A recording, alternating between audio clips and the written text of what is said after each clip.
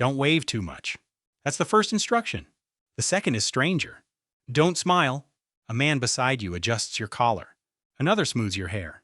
A third leans closer and studies your face as if checking a forgery.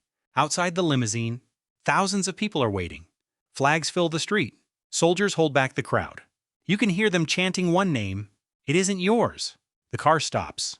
Your stomach tightens. A security officer reaches for the door. Remember, he whispers. 3 steps, turn left, raise your right hand. The door opens. Sunlight hits your face.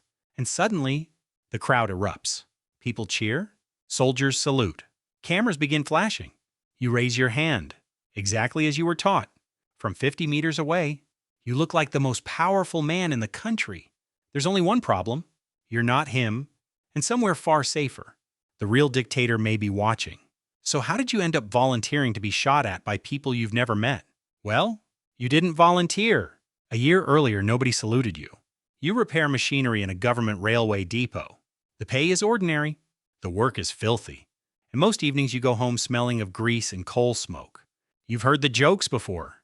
At the barber, at work, even from strangers. You know who you look like. Of course you know. Everyone does. Same heavy eyebrows, same narrow face, even the same stubborn hairline. You hate the comparison. Making jokes about the country's leader isn't exactly a hobby with good retirement benefits. So you laugh politely and change the subject until a photograph changes everything. During a workers' ceremony, a local newspaper photographer catches you standing behind a railway official. 3 days later, 2 men arrive at the depot. Dark coats, clean shoes, no introduction. They simply ask for you by name.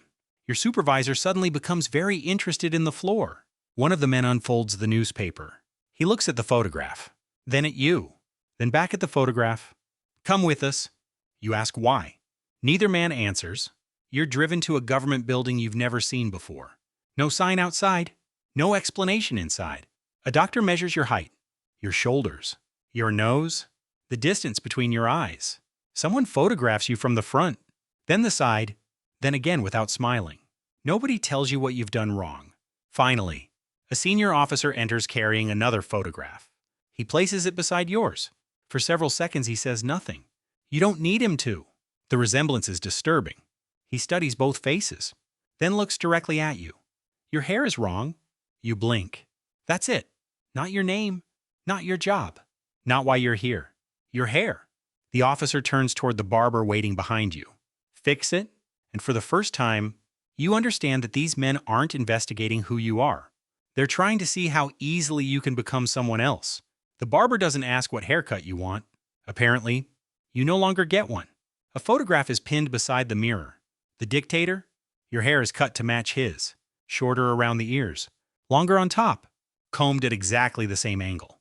When the barber finishes, a tailor replaces your railway clothes with a military-style uniform. The shoulders are padded. The collar sits higher. Even your shoes have thicker soles. You look into the mirror.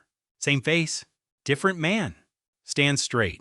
An officer pushes 2 fingers between your shoulder blades. Not that straight. Apparently, even posture can be politically incorrect. Training begins in a long room with mirrors covering one wall. You walk. They stop you. Again. Stop.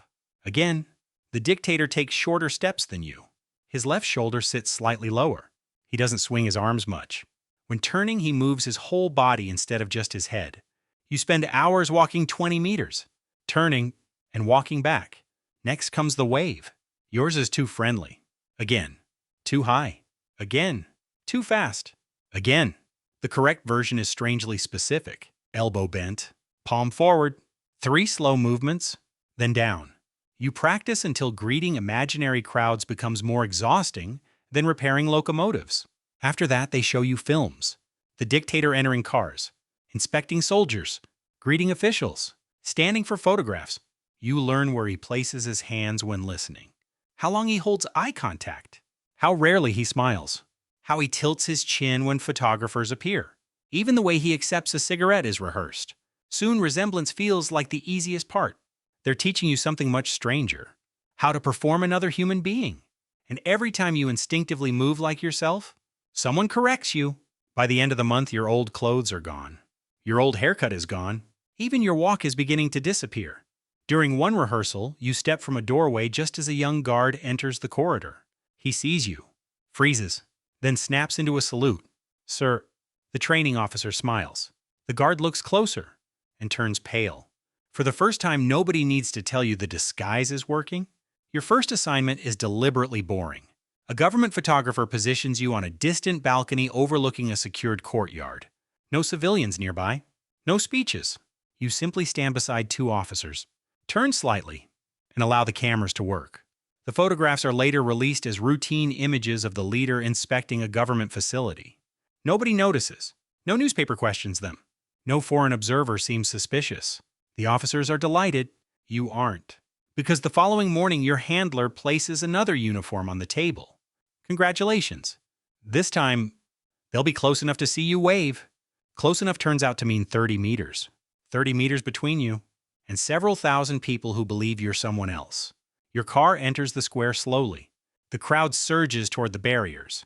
Flags rise. People shout the dictator's title. For one terrible second, you forget what you're supposed to do. Then your hand rises automatically. The response is immediate. Thousands cheer. And you hate how good it feels. The car stops beside a reviewing platform. Generals salute as you pass. Officials lower their heads. A nervous-looking minister actually steps backward to let you through. Yesterday, these men wouldn't have noticed you repairing a railway engine. Today, they're afraid to stand in your way. Apparently, looking powerful and being powerful are very different careers. For the next 10 minutes, though, you get to experience the first one. A band plays. Soldiers march past. Cameras follow you. When you turn, people turn. When you stop, everyone waits. Then an officer approaches. "Sir, should the 2nd Regiment proceed?" You look at him. He looks at you. Nobody prepared you for this. You glance toward your handler. A tiny shake of the head. "Not your decision." "Continue as planned, you say?" The officer salutes and obeys. The words weren't even yours. Neither was the authority behind them. On the return journey, something changes. The motorcade suddenly stops beneath an overpass. Security officers surround your car. One searches beneath the vehicle ahead. Another opens its trunk. Nobody explains anything. Through the window, you notice two officers pulling a man away from the roadside crowd. He isn't fighting. He's carrying something wrapped in newspaper. Your driver receives an order. The route changes. 5 minutes later, you're traveling through empty side streets instead of the ceremonial avenue. You lean toward your handler. "What happened?" "Nothing." "Then why did we change roads?" He keeps watching the window. "Security precaution." You wait. He offers nothing else. So you ask the question that has been bothering you since morning. "Why couldn't he come today?" Your handler finally looks at you. "Who?" You both know exactly who. He turns away. Back at the compound, someone calls the dictator's title from behind you. You turn instinctively. The mistake leaves you strangely cold. Later, while changing clothes, you notice a document on the table. Your schedule. Tomorrow's assignment has been altered. No photographers. No ceremony. Just 3 words beside your departure time. Motorcade route test. You stare at them. For the first time, you understand why nobody seemed particularly concerned whether you enjoyed today's applause. They weren't only testing whether the crowd believed you. They were testing whether someone watching the crowd believed you too. The limousine looks identical. Same black paint, same little flags on the front, same curtains, almost the same illusion. You notice the difference only because you've seen the real convoy before. His usually has more motorcycles. Another escort car. More men checking rooftops before departure. Today, there are fewer. You count twice. Still fewer. Nobody mentions it. Neither do you. Apparently, even human shields have budget options. The gates open. Your convoy moves onto the planned route. There is no cheering crowd this time. No band. No ministers waiting to salute. Just ordinary streets being cleared ahead of you, while security officers watch windows and intersections. You sit exactly as the dictator would. Back straight. Face visible. That part matters. Halfway across a narrow bridge, a violent crack comes from behind the car. Your body drops before your brain catches up. The driver accelerates. A guard reaches beneath his jacket. Another vehicle blocks the road behind you. For several seconds, nobody speaks. You wait for another sound. Nothing. Eventually, the convoy slows. A radio crackles. Someone says something about a tire. Another voice answers too quickly. You can't hear the rest. Was that a gunshot? Your handler stares forward. Sit properly. That's your answer. Back at the compound, an officer is waiting. He doesn't ask whether you're hurt. He doesn't ask whether you were frightened. His first question is, did you duck? You hesitate. For a second, his jaw tightens.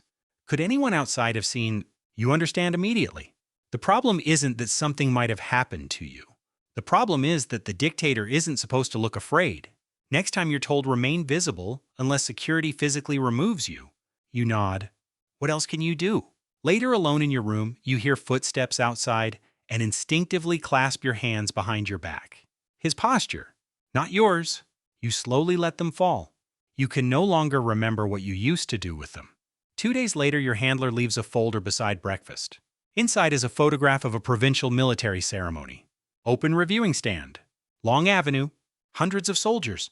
Thousands of spectators expected. Across the top is a stamped security assessment. You aren't supposed to read it. You do anyway. Elevated risk. Below that, someone has handwritten, primary attendance not recommended. You look toward your handler. If he isn't going, he closes the folder. You are. No one needs to explain what that means anymore.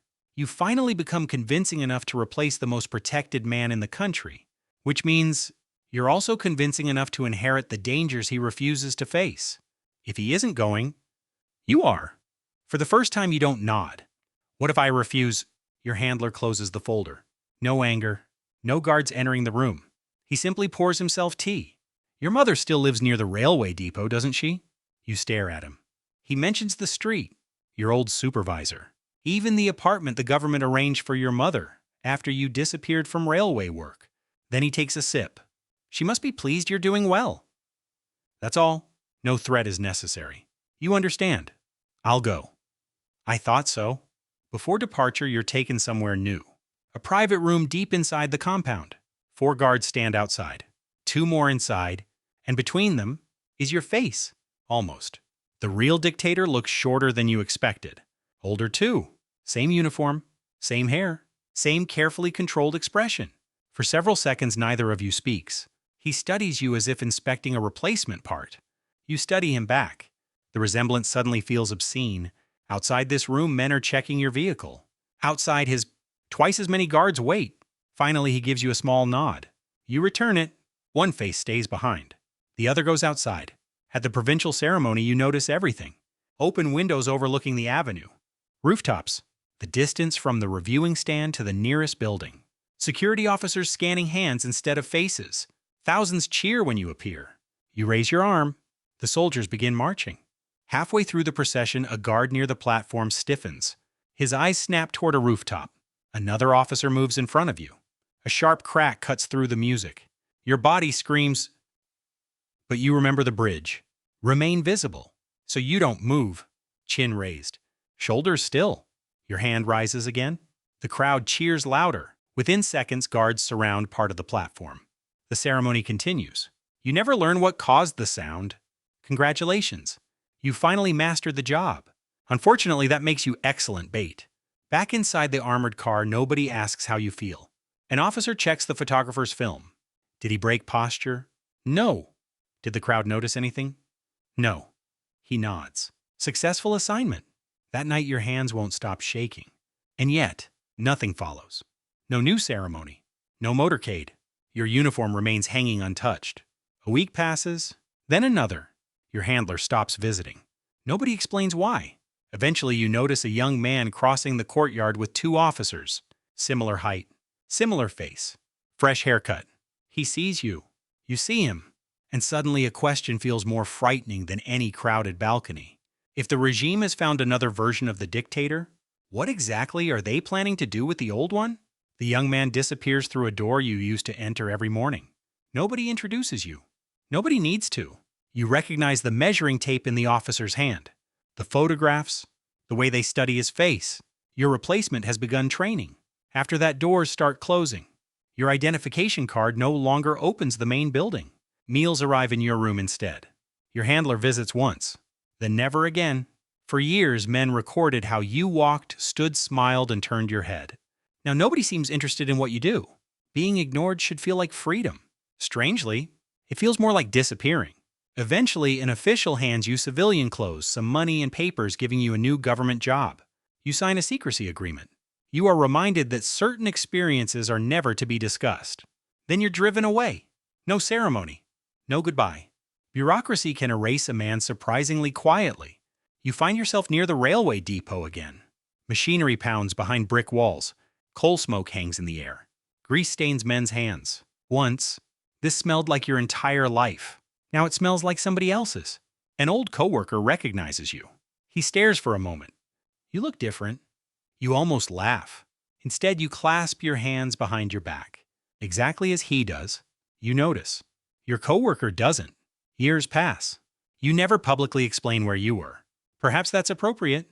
Stories of body doubles around authoritarian rulers are notoriously difficult to verify. Secrecy, propaganda, rumor, and conflicting testimony often leave the truth uncertain. But you know what? Living is one cost. Sometimes a photograph of the dictator appears in a newspaper. For half a second, you still wonder whether you're looking at him, or someone like you. For years, your value came from looking exactly like the most powerful man in the country. You never had his power. You only borrowed his face and inherited his danger. The end.